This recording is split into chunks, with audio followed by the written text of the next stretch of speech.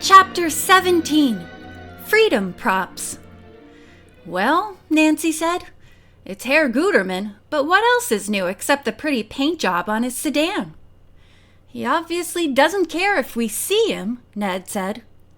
"No," Nancy replied, "but that's because he must have a lot of his people staked out around here, ready to trail us wherever we go. You realize what that means. As we go shopping, we'll have to break up. Each of us will have to head for a different store," Ned said.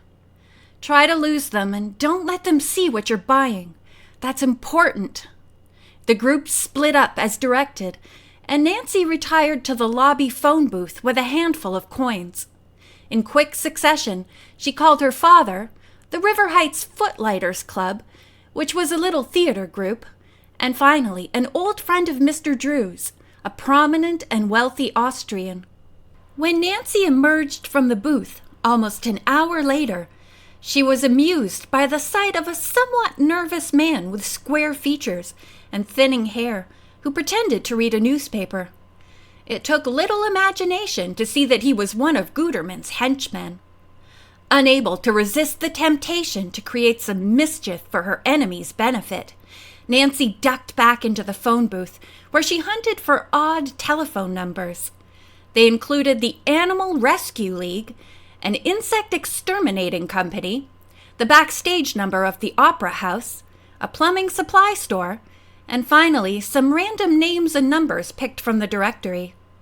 She wrote them down with great care, then crumpled the paper and stuffed it into the top of her bag, allowing it to protrude. Then she stepped out of the phone booth and, walking fast, brushed against a palm branch which caused the paper to rustle to the floor. As she reached the elevator, she took out her makeup mirror and, pretending to arrange her hair, watched the man with the square face quickly snatch up the paper. Nancy smiled. That would keep him occupied for most of the afternoon. He'll drive himself crazy, looking for the significance behind that jumble of totally meaningless numbers, she mused. By 8 o'clock, most of the group had reassembled in Dr. Bagley's room, and Mr. Popov was emerging from a nap, shower, and shave. The luxury of wearing clean clothes added a flush of happiness to his face. The last of the team to arrive was Bess. She was gasping for breath and dragging a large box. "Never," she said, exaggerating her breathing for comic effect. "Never send a girl out to buy an 1880 ball gown in Vienna. Do you know how much it cost? Even to rent? Do you know how much it weighs? I'll tell you, 500 pounds minimum. Feel this thing." She heaved the large box up on the bed, and Nancy, opening the package, held up a long, beautiful red gown. "Perfect," she said. "Beautiful. Well done, Private Marvin. We might promote you to corporal for this." "Don't do me any favors," Bess said, laughing, "unless you assign a captain to go with me next time to carry the heavy stuff." Nancy ran a check on all the items she had requested. With only a few substitutions, her friends had produced everything.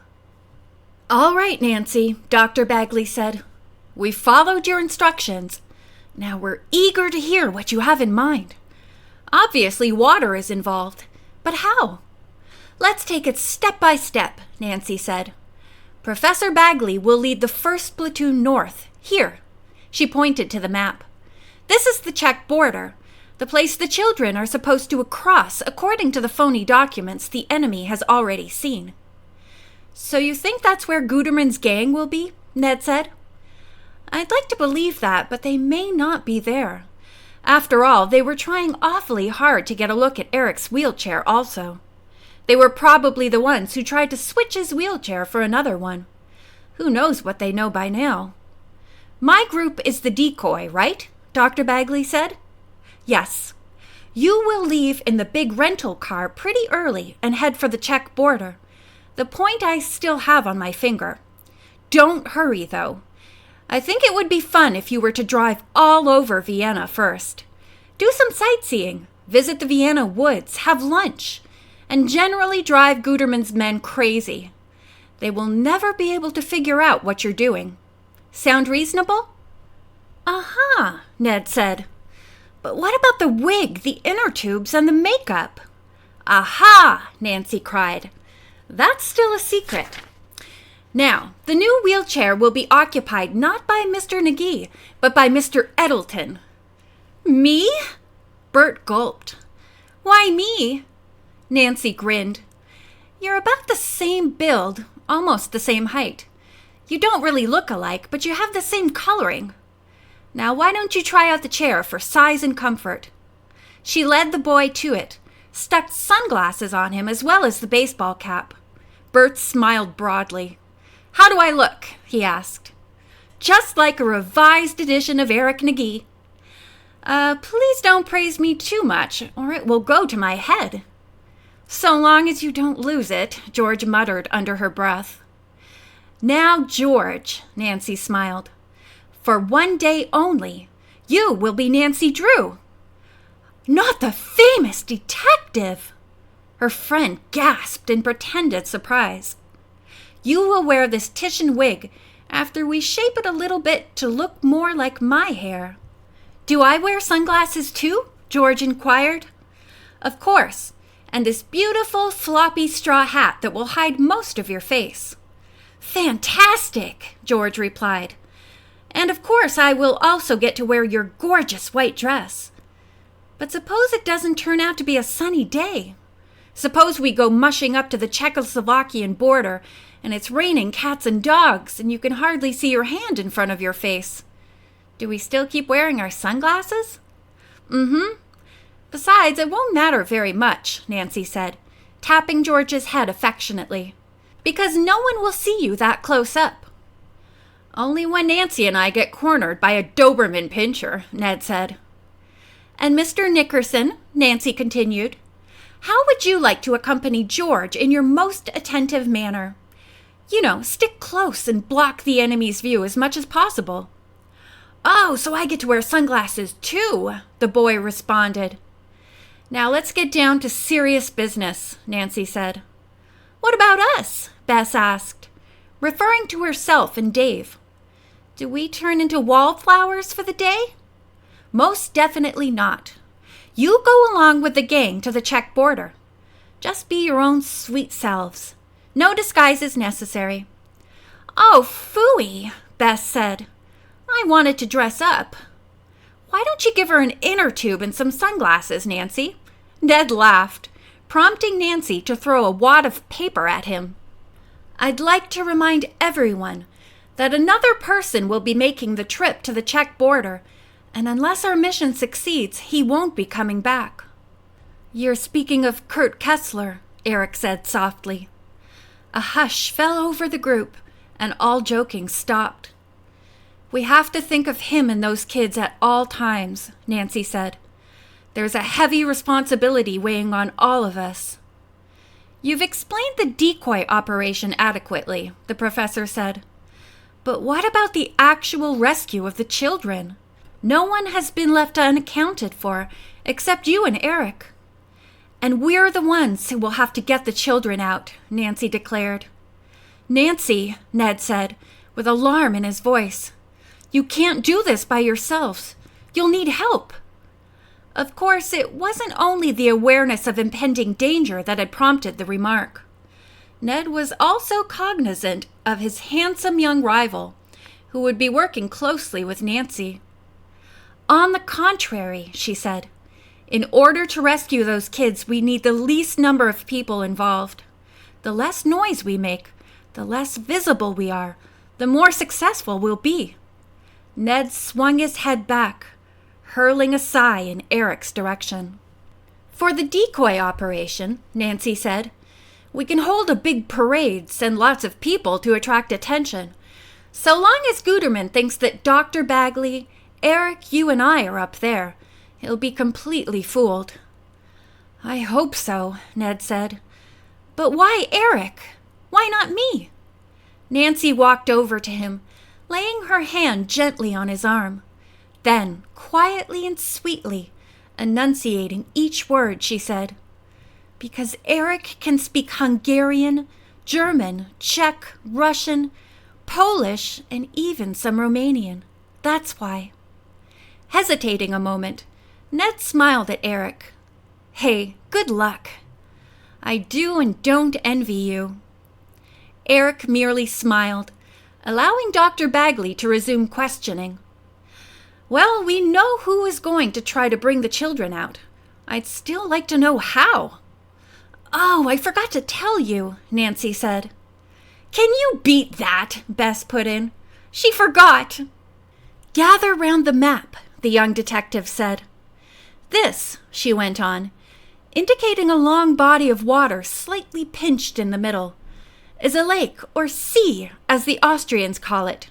It separates Hungary from Austria at this point, and the boundary line runs right through the middle. It is a popular resort area for the Austrians, though the Hungarian end of the lake is not so well developed and has miles of marshes and wetlands. This is the westernmost part of the famous steppe lakes that dot the Hungarian plain. Nancy went on to explain that an oddity of this body of water, called the Neusiedler Sea, was its extreme shallowness, much like the lakes of Florida, with a depth averaging only 4 feet and with few points deeper than 6 feet. How did you find all this out? Ned asked. From an Austrian friend of my father's whom I called. He's well acquainted with the area and helped me make certain necessary arrangements there. Nancy did not reveal what they were, however. Anyway, she said, we'll be able to slip into the water on the Austrian side, walk and wade south across the border, and come up on the shore within a few hundred yards of where the children and the Popovs are hiding. That's when we'll use the duck calls to communicate with them. That's fine, Professor Bagley said. Ingenious, Nancy, really. But some of these children are only 6 years old. We don't know how many of them can swim. How? Oh, of course, the inner tubes. That's right, Nancy said.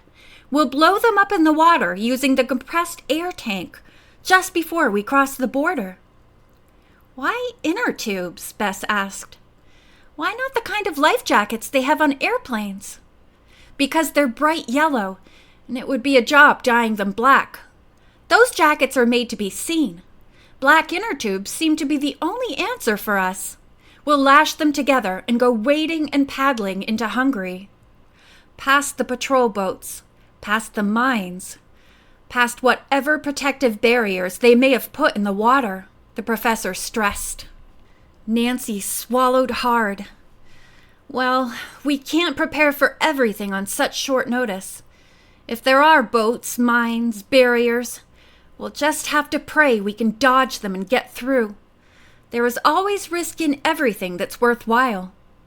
I hate to throw more cold water on it, Dr. Bagley went on. But one more question. How and where are you planning to go into the water? It stays light until about 11 o'clock in the evening this far north in August. Also, I seem to recall that the lakeshore is a resort area. So it's well populated, Ned added. That's right, the professor said. You might have trouble slipping into the lake unnoticed. You'll probably have to cut through someone's property in order to get into the lake. Nancy could hardly suppress her eagerness. Oh, Dr. Bagley, I would love to tell you how we're going to make our entry into the water, but I can't. I want it to be a big surprise when we reconvene here at the hotel on Wednesday morning, with all those children safe and sound. Can't you even give us a hint? George asked. Well, I can say this. I will begin by arriving at the lake in a limousine with Eric posing as my chauffeur. I'll be wearing thick theatrical makeup and that gorgeous ball gown. The professor cast his eyes upward as Nancy threw her arms over her head, joyously watching the astonishment on her friends' faces. You're right, Nancy, Dr. Bagley chuckled. It's better to keep it a secret. I don't think my heart could withstand another revelation. End of chapter 17.